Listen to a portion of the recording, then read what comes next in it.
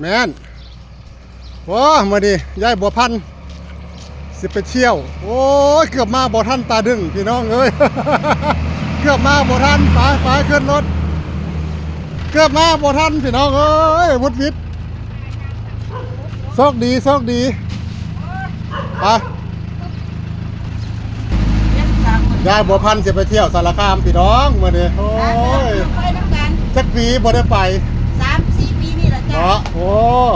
เว้นผู้บ่าวเก่าหมู่เก่าๆก็เห็นกันทักกันนี่เด้อจำกันได้บ่เนาะผู้เก่าผู้บ่าวเก่า บ้านกรุงศรีวันนี้ยายบัวพันธุ์สิไปเที่ยวเด้อ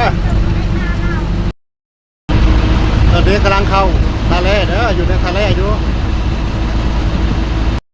มณฑลทหารบก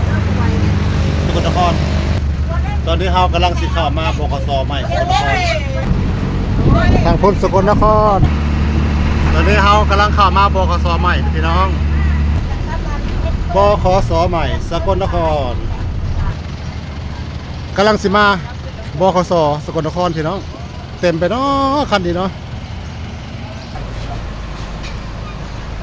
ซื้อตั๋ว2ที่สารคามตอนนี้เรากำลังมาบขสใหม่สกลนครพี่น้อง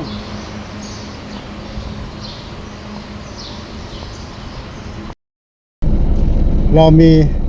พนักงานบริการทำความสะอาดพี่น้องมให้มันหกเด้อทำความสะอาดช่วยกันของเราป้ายกำลังเดินทางออกจาก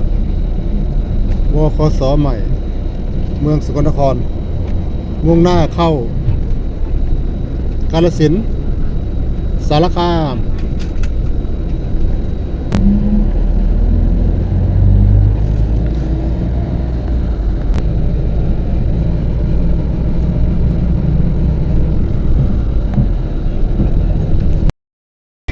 ครับผมบ้านใหญ่18หมู่บ้าน18หมู่ ขับรถผ่านทางคุณภาพขับรถขับรถเทพ ครับผมแม่น หาที่บุกิปิดพูดแล้วมันตายไปแล้ว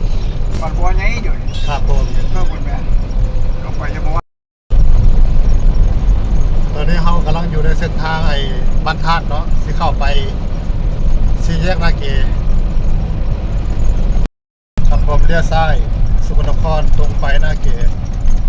เลี้ยวขวาเขาจะเข้ากาฬสินธุ์ก็ขึ้นภูพานพี่น้อง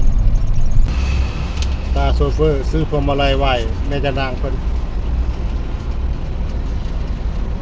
ตั้งรถไฟก็เป็นที่ระเบิด สี่แยกใบพัดเพิ่นว่าสมัยก่อนเขาเอิ้นสี่แยกนาเกเนาะ มันมีเราที่นี่